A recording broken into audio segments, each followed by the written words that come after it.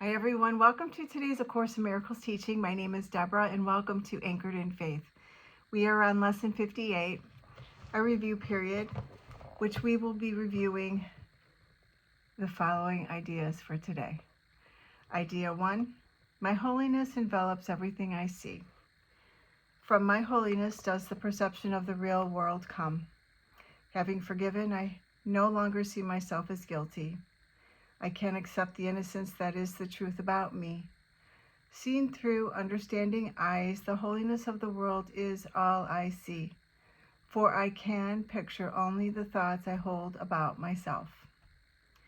Idea 2, my holiness blesses the world. The perception of my holiness does not bless me alone. Everyone and everything I see in its light shares in the joy it brings to me. There is nothing this is apart from this joy, because there is nothing that does not share my holiness. As I recognize my holiness, so does the holiness of the world shine forth for everyone to see. Idea 3, there is nothing my holiness cannot do. My holiness is unlimited in its power to heal, because it is unlimited in its power to save. What is there to be saved from except illusions? And what are all illusions except false ideas about myself? My holiness undoes them all by asserting the truth about me. In the presence of my holiness, which I share with God Himself, all idols vanish. Idea 4, my holiness is my salvation. Since my holiness saves me from all guilt, recognizing my holiness is recognizing my salvation. It is also recognizing the salvation of the world. Once I have accepted my holiness, nothing can make me afraid.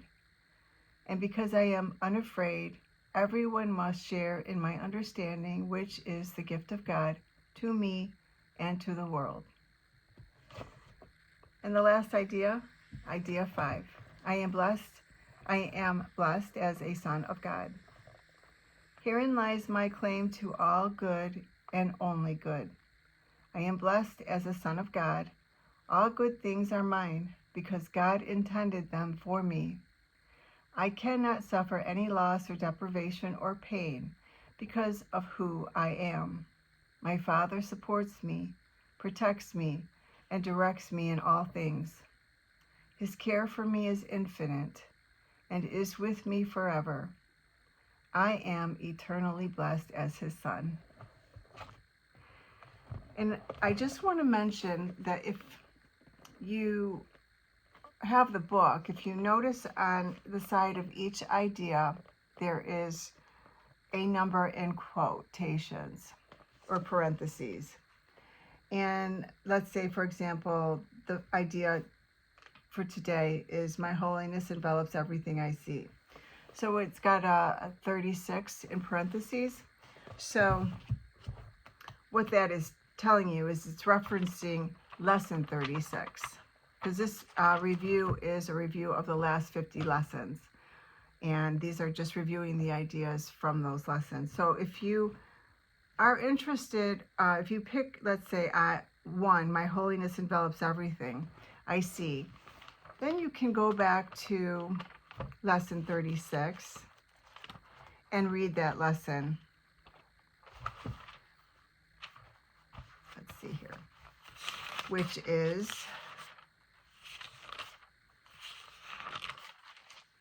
my holiness envelops everything I see.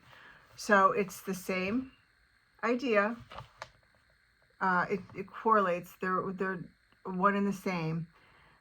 And then you can go back and you can reread the text, the lesson for that day. And so that will help reinforce the idea that you've chosen for the day. Let's say if you've chosen just one resonates with you more than the 5. That's just the way I do it. I just thought I would mention it to you. I'm not sure. I know some people have the book and some people don't. So for the people that don't have the book, we are on lesson 58.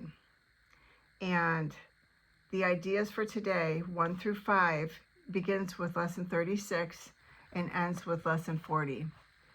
And I know I probably sound like a broken record, but I highly recommend that you get the book, the text. I just think that it will serve you better if you read the text for yourself. There's nothing wrong with listening to the recordings, certainly. It's nice when I'm driving, I always revert to them, or if I'm busy doing something and I can't read. I mean, it is a big book. It's a pretty big book. So to carry this around with you sometimes might not be realistic. But when you have time at home and, the text is nice. Because, I know in previous lessons and recordings that I've heard other channelers say is, there's a possibility that the internet, the grid might go down, and I'm not manifesting this and I'm not instilling fear, but it's better to be prepared. So if you have your own book, then you don't have to worry about those things when it comes to doing the course. Okay, now that I'm my little soapbox, I'm going to read the channeling from Jesus for lesson 58. And this is from A Year of Forgiveness, written by Tina Louise Spalding. She was also the channeler who channeled the lesson for today. Well, every lesson for that matter, but I just want to give her credit for this information. You are blessed beings indeed. I am that one you know is Jesus. These reviews can annoy some of you sometimes because they are less structured than the other lessons. It is important for you to witness that annoyance and understand that it comes from doing something differently. We want to address the idea of routines because of the contradiction and paradox in routines. You are, of course, setting up a new routine when you prepare your mind to view the day in a particular way. You could also consider this discipline. We want you to understand the reparation happening here, a reintegration and healing in the same sense that the way you have handled your mind on a daily basis is incorrect and has caused damage. This discipline, this routine, gets you back into a place where you can actually be free. It's very much like when you have become lazy and gained weight. You must go through a period of deprivation of freedom, a period of discipline to get back into balance. In that process of reparation and healing, you intentionally undo things you have miscreated. That is what you do here. Once you have retrained your mind to align itself with love, you review your mind as holy and see forces at play that are not Newtonian in the sense of simple cause and effect, but can influence events, people, places, and things in a seemingly miraculous way.